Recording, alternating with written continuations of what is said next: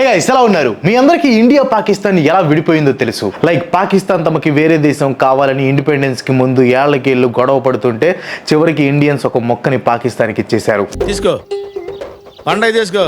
That means India and Pakistan విడిపోబోతున్నాయి అని ఆ టైంలో ప్రతి ఒక్కరికి తెలుసు. కానీ కొరియా విషయంలో మాత్రం చాలా వెరైటీ విషయాలు జరిగాయి. కొరియా దేశం సౌత్ అండ్ నార్త్ కొరియాలుగా విడిపోవాలి అని ఏ ఒక్క కొరియన్ కూడా అనుకోలేదు. అసలు ఈ దేశాలు విడిపోయేదాకా ఏ ఒక్క కొరియన్కి కూడా తాము విడిపోతున్నాం అనే విషయం కూడా తెలియదు. ఇంకో విషయం చెప్పనా, జపాన్ పై అమెరికా 2 ఆటమ్ బాంబ్స్ వేస్తే అయ్యో పాపం జపాన్ అంటూ జపాన్ మీద జాలి చూపిస్తూ వస్తున్నాం. కానీ ఇప్పుడు నేను చెప్పబోయే విషయాలు మీరు వింటే ఖచ్చితంగా జపాన్కి ఇలా జరగటంలో తప్పు లేదు అని అంటారు. అసలు జపాన్ ఎలా విలన్ అయింది, కొరియా ఎలా నార్త్ అండ్ సౌత్గా విడిపోయింది, ఏ దేశాల స్వార్థం వల్ల కొరియన్స్కి తెలియకుండానే కొరియా 2 దేశాలుగా చీలిపోయింది, ఇలా 2 డిఫరెంట్ ఐడియాలజీస్ క్రియేట్ అవ్వడానికి వెనక ఉన్న కారణం ఏంటి, ఇంకా చాలా ఇంట్రెస్టింగ్ విషయాలు ఈ రోజు వీడియోలో మనం తెలుసుకుందాం. సో వీడియోని స్కిప్ చేయకుండా లాస్ట్ వరకు చూడండి. మీరు చూస్తున్నారు కానీ లైక్ చేయట్లేదు. సో కిమ్మో ఫ్యాన్స్ అందరూ ఈ వీడియోకి ఒక లైక్ కొట్టండి. కొట్టారా? కొరియా 2 ముక్కలు ఎలా అయ్యింది అని డిస్కస్ చేసేదానికంటే ముందు 4 ముక్కలుగా ఉండి ఆ తర్వాత ఒకటిగా ఎలా మారింది అనేది తెలుసుకోవాలి. అందుకే టైం ట్రావెల్ చేసి బీసీ కాలానికి వెళ్దాం. బీసీ కాలంలో కొరియా దేశం అనేది 3 మెయిన్ రాజ్యాలు ప్లస్ ఒక గ్రూప్ ఆఫ్ ప్లేసెస్ ఉండే ఒక బొడ్డ రాజ్యం కలిపి ఉండేది. ఆ 3 రాజ్యాలు వచ్చేసి గోగురియో, శిలా, బేగ్జీలో అయితే ఆ బొడ్డ రాజ్యం వచ్చేసి గాయా అనమాట. దీనిలో శిలా అనే చిన్న రాజ్యం గాయాన్ని ఓడించింది. ఆ తర్వాత మిగిలిన పెద్ద రాజ్యాలను కూడా ఓడించేసింది. అలా 668 ఏడీలో కొరియా మొత్తాన్ని శిలా రాజ్యంగా చేసి ఒకటిగా మార్చేసింది. ఆ తర్వాత ఎన్నో యుద్ధాలు జరిగి ఎందరో రాజులు మారినా కానీ కొరియన్స్ మధ్యలోనే అంతా ఉండేది. సో ఎవరో రాజు అయినా కానీ కొరియన్స్ ఆచార వ్యవహారాలు కట్టుబాట్లు మారలేదు. కానీ కొరియన్స్ ఆచారాలు కట్టుబాట్లే కాదు, వాళ్ళ భాష, నమ్మే మతం, ఇలా ప్రతిదీ ఆల్మోస్ట్ తుడిచిపెట్టుకొని పోయే ఇయర్ ఒకటి వచ్చింది. అది కూడా జపాన్ వల్ల. 1910 వరకు కూడా కొరియా కంట్రీని బయట వాళ్ళు ఎవరు ఆక్రమించలేదు. అలాంటి యూనిఫైడ్ కొరియాని 1910లో జపాన్ ఆక్రమించింది. అప్పటి నుంచి అమెరికా జపాన్ పై ఆటమ్ బాంబ్స్ వేసేంత వరకు కూడా కొరియాకి విముక్తి దొరకలేదు. ఇక్కడ ఒక జనరల్ థింగ్ చెప్తాను చూడండి. అప్పుడెప్పుడు జపాన్ పై అమెరికా ఆటమ్ బాంబ్స్ వేస్తే ఇప్పటికీ కూడా జపాన్ని ఒక విక్టిమ్ గా అమెరికాని A1లా చూస్తూ ఉన్నాం. కానీ కొరియన్ పాయింట్ ఆఫ్ వ్యూలో చూస్తే జపాన్ పై ఆ బాంబ్స్ వేయటంలో తప్పే లేదనిపిస్తుంది. దీన్ని ఒక్క ముక్కలో చెప్పాలంటే, అవసరాల కోసం దారులు తొక్కే పాత్రలు తప్ప హీరోలు విలన్లు లేరి నాటకంలో. ఇక్కడ కొరియాని విక్టిమ్ చేసి జపాన్ ఎలా విలన్ అయిందో తెలియడానికి మీకు 2 యుద్ధాల గురించి తెలియాలి. అవి సీనో జపనీస్ వార్, రెండోది రూసో జపనీస్ వార్. ఇక్కడ మీరు గమనిస్తే ఈ రెండిట్లో కామన్ పార్టిసిపెంట్ జపానే ఉంది. అండ్ ఈ రెండిట్లో కొరియా అస్సలు లేదు. అయినా సరే చివరికి కొరియాకే దెబ్బ పడింది. సరిపోయింది.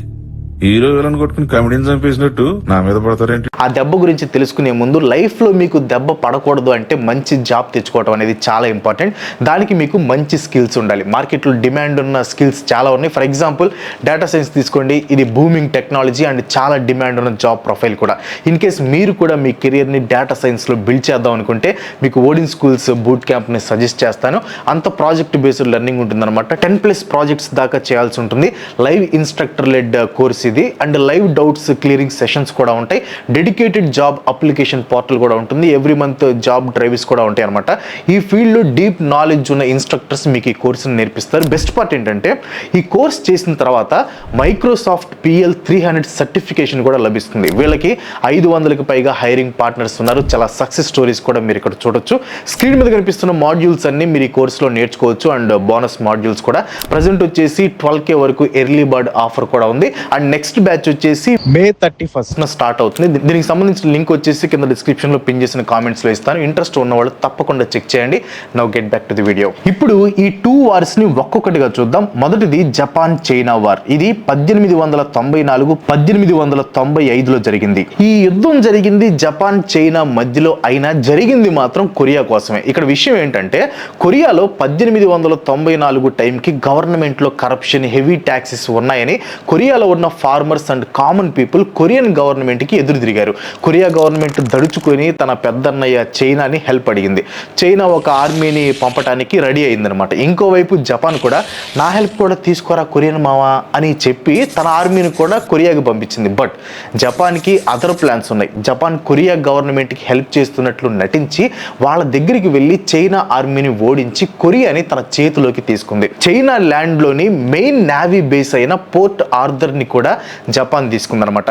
ఇక్కడ మీకు ఒక క్వశ్చన్ రావాలి. జాగ్రఫికల్గా గులకరాయి అంత ఉండే జపాన్ బండరాయి అంత ఉండే చైనాపై ఎలా యుద్ధానికి వెళ్ళింది అని. ఈ క్వశ్చన్ మైండ్లోకి వచ్చిన వాళ్ళు నాతో పాటు 1854కి రండి. ఈ 1854 వరకు కూడా జపాన్ అనేది ఐసోలేషనిజం అనే కాన్సెప్ట్తో ఉండేది. అంటే బయట దేశాలతో ఎటువంటి ట్రాన్సాక్షన్స్ పెద్దగా ఉండేవి కాదు. కానీ 1854లో అమెరికా వెళ్ళి జపాన్తో అది కాదురా జపాన్ మావా, మరీ నువ్వు అలా ఇంట్రోవర్ట్ల ఇంట్లోనే ఉంటే ఎలా చెప్పు, బయటికి రారా అని చెప్పింది. అమెరికా చెప్పిన తర్వాత జపాన్ బయటకు వచ్చి పక్క దేశాలతో వ్యాపారం చేయడం స్టార్ట్ చేసింది. ఆ టైంలో వెస్టర్న్ ఇండస్ట్రియలైజేషన్ రావడంతో జపాన్ విపరీతంగా డెవలప్ అయిపోయింది. లైక్ బేబీ మూవీలో హీరోయిన్ ఊరు నుంచి సిటీకి వచ్చి డెవలప్ అయినట్టు అంతగా డెవలప్ అయిన జపాన్కి వేరే దేశాలని ఆక్రమించాలి అనే కోరిక పుట్టింది. దాంతో అడ్వాన్స్డ్ వెపన్స్ ని ఎవరికీ తెలియకుండా మ్యానుఫ్యాక్చరింగ్ చేసుకుని చివరికి అంత పెద్ద దేశమైన చైనానే ఆ టైంలో ఓడించింది. కానీ కొరియాని జపాన్ లాగేసుకోవటం అంత ఈజీగా జరగలేదు. మరో యుద్ధం చేయాల్సి వచ్చింది. అది కూడా 10 సంవత్సరాల తర్వాత. అదే రష్యా జపాన్ల మధ్య జరిగిన రూసో జపనీస్ వార్. ఇది 1904 నుంచి 5లో జరిగిందనమాట. ఫస్ట్ వార్ జరిగిన తర్వాత కొరియాని దున్నేద్దామని జపాన్ అనుకున్నా కానీ దానికి Russia, Germany and France countries అడ్డు చెప్పాయి. అలాగే చైనా దగ్గర నుంచి తీసుకున్న పోర్ట్ ఆర్థర్ని కూడా తిరిగి చైనాకి ఇచ్చేమని చెప్పడంతో జపాన్ కొంచెం తగ్గి తిరిగి చైనాకి ఇచ్చేసింది. ఆ తర్వాత కూడా జపాన్ని ఇలాగే వదిలేస్తే ఎప్పుడో ఒకప్పుడు రెచ్చిపోతుంది అని రష్యాకి అర్థమైంది. ఎందుకంటే బండరాయి లాంటి చైనాని కూడా గులకరాయి లాంటి జపాన్ ఓడించేసింది. సో ఇప్పుడు కొండ లాంటి రష్యా దిగితే జపాన్ కొంచెం వెనక్కి తగ్గుతుంది. అందుకే రష్యా ఏం చేసిందంటే జపాన్ చైనాకి ఇచ్చేసిన పోర్ట్ ఆర్థర్ని రష్యా చైనా నుంచి లీజ్కి తీసుకొని తన నేవీ బేస్ని అక్కడ పెట్టింది. సో ఇప్పుడు జపాన్ కనుక రెచ్చిపోతే రష్యా వేసేద్దామని రెడీగా ఉంది. జపాన్కి లోపల కాలుతూ ఉన్నా కానీ రష్యాతో గొడవ ఎందుకులే అనుకుంది. కొరియా విషయానికి వచ్చేసరికి జపాన్ ఇన్ఫ్లుయెన్స్ని కొద్దిగా చెరిపేసి రష్యా కొరియాని ఇన్ఫ్లుయెన్స్ చేయటం మొదలుపెట్టింది. కొరియా కూడా రష్యాకి సపోర్ట్గానే ఉంది. ఎందుకంటే తన పెద్దన్నయ్యని తనని రష్యానే కాపాడింది కాబట్టి. ఇక్కడ కొరియా మీద రష్యా ఇన్ఫ్లుయెన్స్ కనుక ఎక్కువైతే నెక్స్ట్ రష్యా టార్గెట్ జపానే అవుతుందని జపాన్ అనుకుంది. మొదట జపాన్ రష్యా దగ్గరికి వెళ్ళి మన ఇద్దరికి గొడవలు ఎందుకులే చెప్పు, కొరియా నుంచి నువ్వు నీ ఆర్మీని తీసేయి, నేను కూడా నా ఆర్మీని వెనక్కి తీసేసుకుంటా, జస్ట్ లైక్ దట్ అని అనింది.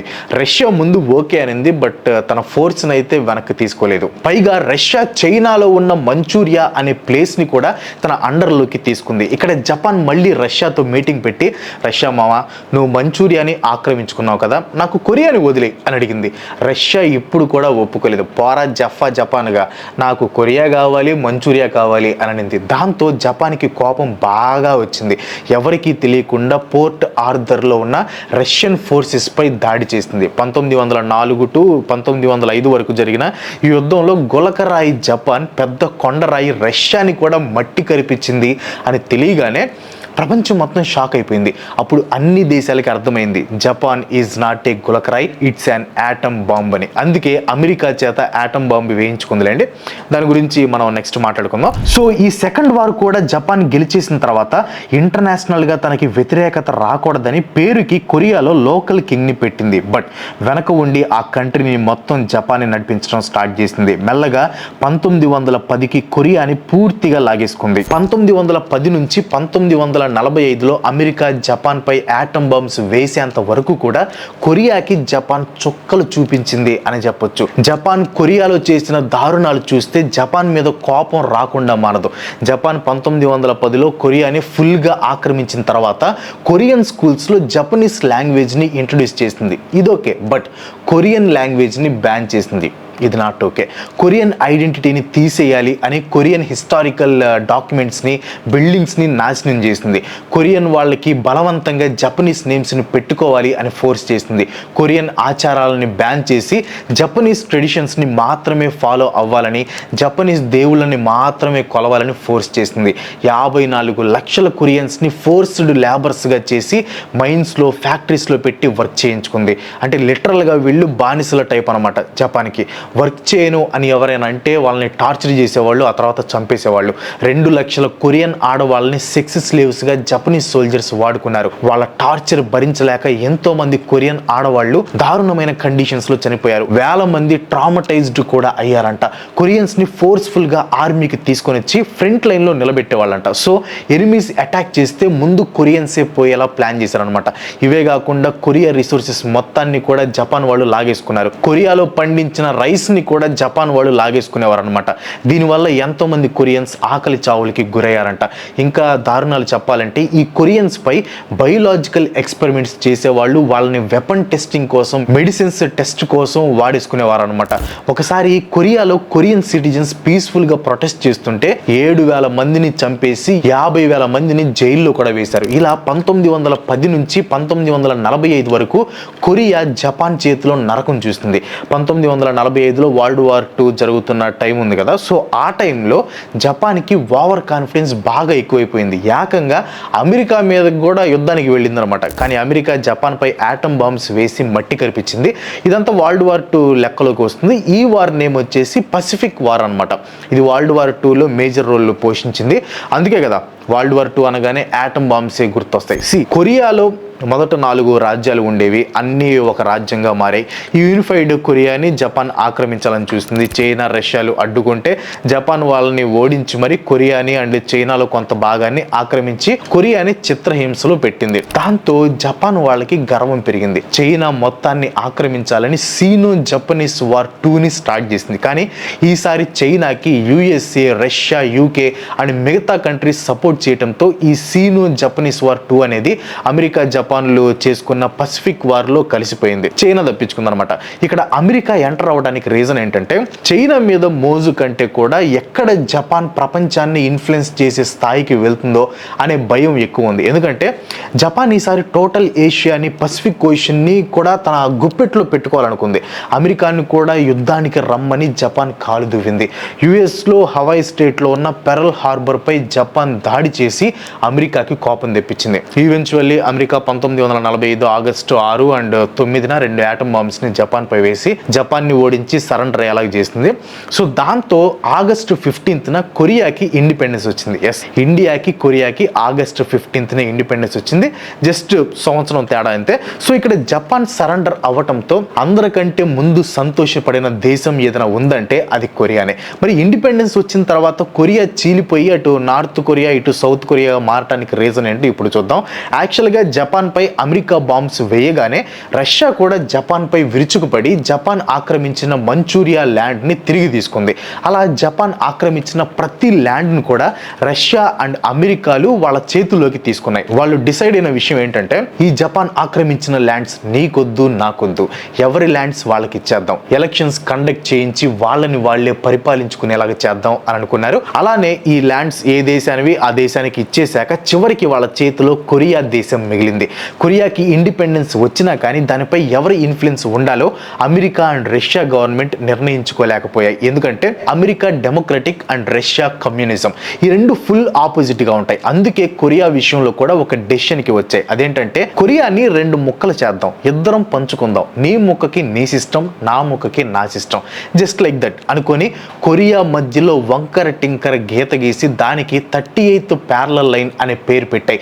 యాక్చువల్గా చెప్పాలంటే ఈ 38th ప్యారలల్ లైన్తో కొరియాని ముక్కలు చేద్దామని అమెరికా, రష్యా కలిసి కొరియాకి ఇండిపెండెన్స్ రాకముందే అనుకుని ఈ 38th ప్యారలల్ లైన్ని జులైలోనే క్రియేట్ చేసి పెట్టుకున్నారు. ఆ తర్వాత జపాన్ సరెండర్ అవగానే కొరియాని ముక్కలు చేశారు. ఇంకో షాకింగ్ విషయం చెప్పనా, ఇలా దేశాన్ని డివైడ్ చేసే టైంలో అమెరికా కానీ రష్యా కానీ ఏ ఒక్క కొరియన్ సిటిజన్ని కూడా పిలిచి వాళ్ళ ఒపీనియన్ కనుక్కోవటం కానీ, కొరియన్ లీడర్స్ని పిలిచి వాళ్ళ పర్మిషన్ ఆర్ గైడెన్స్ని తీసుకోవటం కానీ చేయలేదు. డైరెక్ట్గా డివైడ్ చేసింది. అలా డివైడ్ చేసిన 3 ఇయర్స్ తర్వాత 1948లో సౌత్ కొరియాని అమెరికా తీసుకొని సింగ్ మ్యాన్ రీని ప్రెసిడెంట్ని చేస్తే నార్త్ కొరియాని రష్యా తీసుకొని మన కిమ్ మావ్ వాళ్ళ తాత కిమ్ ఇల్ సంగ్ ని సుప్రీం లీడర్ని చేసింది. బట్ ఇలా ఒక గీతతో ముక్కలు చేసినా కానీ టోటల్ కొరియా వాళ్ళ భాష ఒకటే, ఆచారాలు కట్టుబాట్లు అన్ని ఒకటే. సో ఫస్ట్ అందరూ ఒకరి పట్ల ఒకరు బాగానే ఉండేవారు. బట్ మన కిమ్ మావ్ తాత ఉన్నాడు కదా, ఆయనకి తన కమ్యూనిజంని సౌత్ కొరియాకి కూడా స్ప్రెడ్ చేయాలి అనే దురాశ పుట్టిందనమాట. దాంతో జూన్ 25, 1950న సౌత్ కొరియాపై అటాక్ చేశాడు. దీనికే కొరియన్ వార్ అనే పేరు కూడా వచ్చింది. ఈ యుద్ధం అలా 1950 నుంచి 1953 వరకు జరిగిన అటు నార్త్ కొరియా కానీ ఇటు సౌత్ కొరియా కానీ ఎవరు గెలవలేదు. అలా ఫైట్ చేసుకుని అలసిపోవటం తప్ప వచ్చేది ఏమీ లేదు అని రియలైజ్ అయ్యి ఈ రెండు దేశాలు కూడా వెనక్కి తగ్గాయి. అప్పటి నుంచి నార్త్ కొరియాకి సౌత్ కొరియా అంటే పడదు, సౌత్ కొరియాకి నార్త్ కొరియాలో జరిగేవంటే ఇష్టం ఉండదు. క్యాపిటలిస్టిక్ నేచర్తో ఒకవైపు south Korea Samsung, LG, Kia Motors, BTS, Korean సినిమాలు, సిరీస్లు అంటూ దుమ్ము రేపుతుంటే డిక్టేటర్షిప్తో మరోవైపు మా కిమ్ మావ తన ప్రజల్ని బానిసలుగా చేసుకుని ఆకలి చావులకి గురి చేస్తున్నాడు. కిమ్ మావ మీద మనం చేసిన వీడియోస్ చూస్తే ఈ విషయం మీకు క్లియర్గా అర్థమవుతుంది. నాకు తెలిసి నార్త్ కొరియాలో ఉండే మోస్ట్ ఆఫ్ ది పీపుల్ వాళ్ళ మనసుల్లో ఆ 38th ప్యారలల్ లైన్ గీసే ముందు మా తాత ఈ నార్త్ సైడ్ కాకుండా సౌత్ సైడ్కి చుచ్చుపోసుకోవడానికి వెళ్ళుంటే ఈ రోజు మేము ఇలా బాధలు పడి ఉండేవాళ్ళం కాదు కదా అని అనుకుంటూ ఉండేవాళ్ళేమో. సో మనకి తెలీదు. సో అదనమాట విషయం.